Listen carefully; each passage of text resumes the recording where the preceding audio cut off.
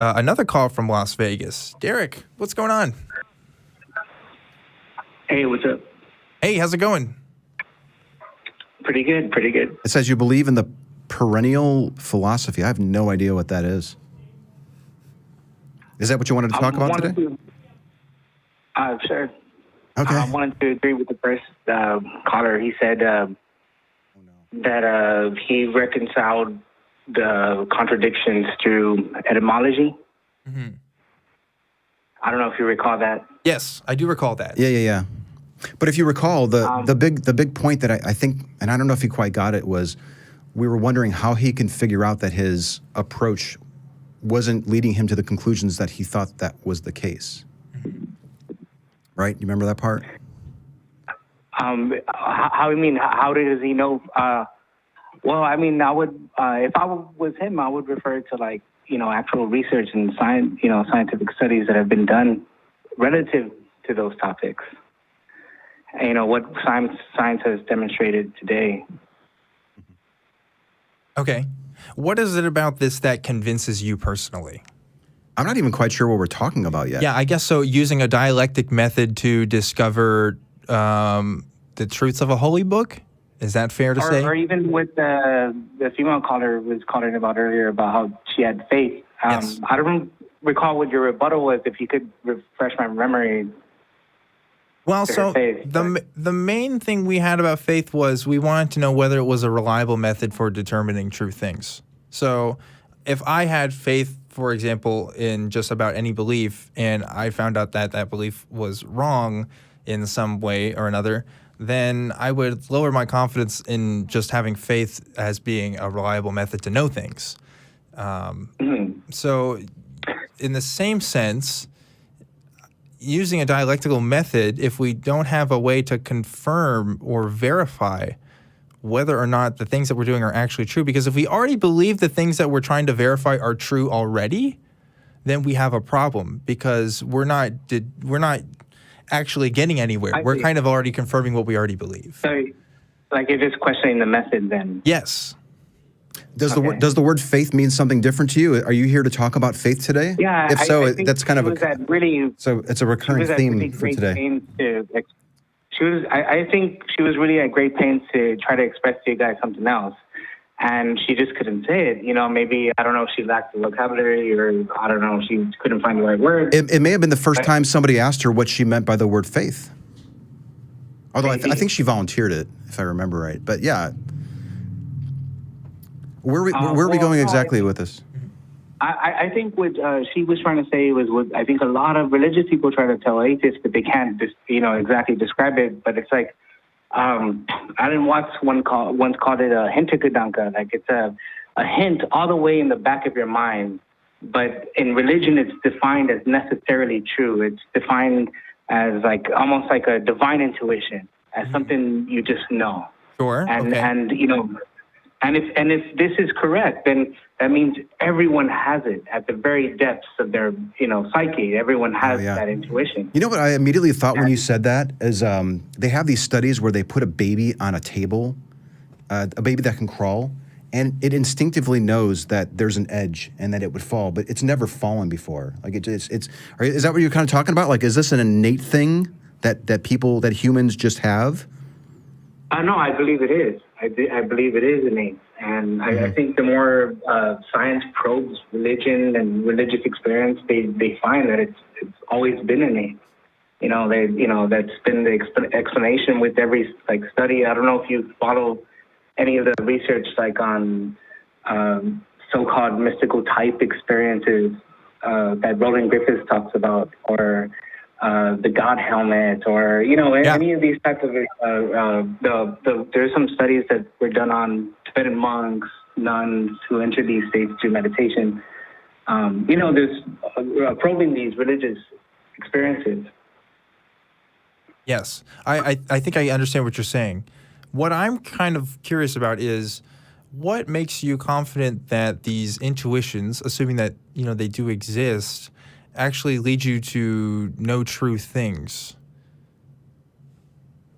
Know true things? I'm sorry, I didn't hear what you said. Right. So I think maybe you disagree with me, but do you agree that intuitions can sometimes be unreliable?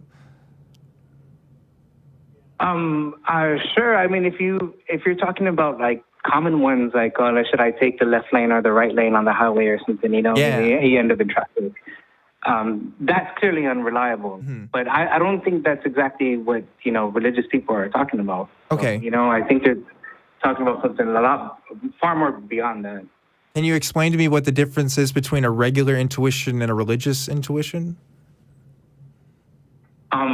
Well, I mean, I don't know if you follow these studies at all, like the ones at Johns Hopkins, for instance, and the more recent ones, like there's even one currently going on with so-called self-confirmed atheists who sign up for a mystical experience and then ever afterwards they no longer identify with atheism. I don't know if you've heard of that one. So I guess the kind of purpose of my question is to kind of, again, determine the difference between religious intuitions and regular intuitions as far as their ability to tell us true things. Well, I think they're obviously showing that they're coming out of a huge transformation of consciousness. It's not just something real subtle in your ordinary everyday consciousness that you experience when you're on the road, like the example we mentioned, or anything like I'm gonna take the stairs instead of the elevator, whatever example you want to bring up. It's very different. Okay, but are you saying that religious intuitions can tell us true things better than regular intuitions? When it comes to, what you guys are interested in epistemology, yes, I agree. I think they can. Okay. I think all the great mystics have drawn from that. So, yeah, you go ahead. Well, I was going to say, I just want to be clear. Religious intuitions always lead people to true things, is what I think you're telling us. Well, when it comes to like the insights of the mystics, like unconditional love and found in agape in religion, or the ahimsa of the Jains and the Hindus, or the unity, the harmony of all things. Like when it comes to that, yes. How do you explain people who are believing in completely different and contradictory gods and they're using their religious intuitions to get there? I don't think they're necessarily using religious intuitions. Like, I think apologetics is more about intellectual reasoning as opposed to the type of experiences that are talked about in this research. I think a good majority of people are following conceptual models rather than these intuitions that I'm specifically referring to. I don't know if I could just let you just brush it off that easily. If we were to find two people who believe in two different gods because they both say that they're using their religious intuitions to conclude that God A is real and God B is real, and they both believe that the other God doesn't exist, what does that say? Do you agree that that's possible that they could be using their religious intuitions in that way?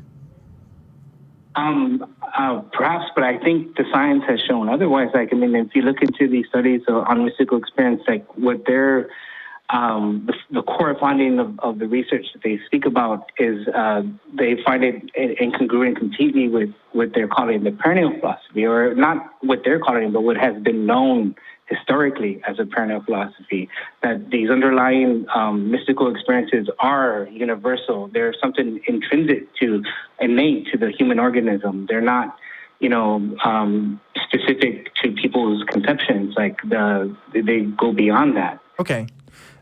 So I want to take a look at this mystical experience thing, because I think people do have religious experiences for sure, and you could describe those as mystical.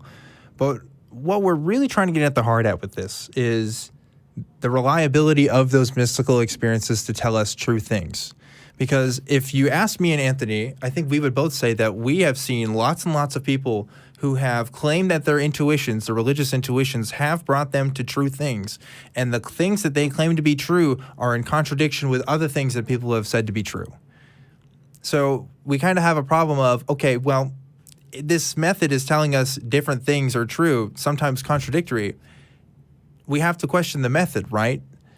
Are these mystical experiences actually reliable in demonstrating true things? I would agree so. I think you're trying to, I think it's almost as though you're conflating something, different phenomenon. Like when a Christian says, I feel God in my heart, and they kind of just like blurt this out in the ordinary state of consciousness right there in front of you in mid-conversation. I agree completely with Matt Dillahunty, when he says maybe you should go see a doctor, maybe it's just heartburn, you're metaphysicizing heartburn or something like that.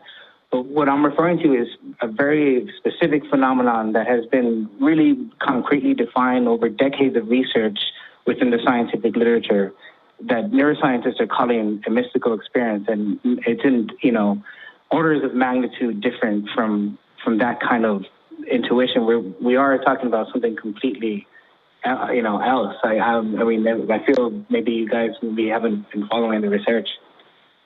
I'm certainly not aware of it.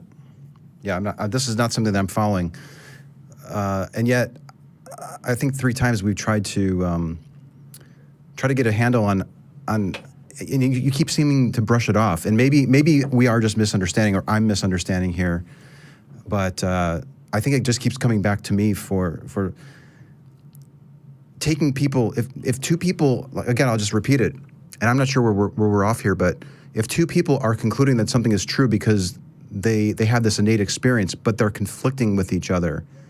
One of them has to be incorrect. One of them has to be... Or they're not using the experience. Or they're both incorrect. In a way, that's kind of like a loaded question. It's almost like a straw man argument built into the question. Like what the science is finding with people who meet criteria, it's not the volunteers themselves that label, they don't deem themselves to have had a mystical experience. It's gauged, it's assessed by the professionals involved in the research. Okay. And so, well, I'll ask you something specific then, and maybe this can help out. Do you believe that a God exists, for example? If you wanted to couch this position into like a yes or binary. Okay. I can actually make it even more clear. I want to know something that you've determined to be true through a mystical experience. It doesn't have to be a God claim. It can be something else. Well, I agree with the research. I agree with what they're saying. Like, I agree that they're claiming that it's evidence for the perennial philosophy that the core mystical experience expressed in each of the major religions is one and the same phenomenon in consciousness that's universal to human beings. Okay. I agree with them. So, are you saying that you yourself personally have confirmed the existence of a universal phenomenon through these mystical experiences? I found this research by virtue of my own experience with this. Okay. So you have had mystical experiences yourself? Yes. Okay. Have those mystical experiences led you to any conclusions? Well, aside from agreeing with the research. Yeah, regarding the research. I just want to know about your experiences. The harmony, the unity that's emphasized in the research is definitely what I agree with.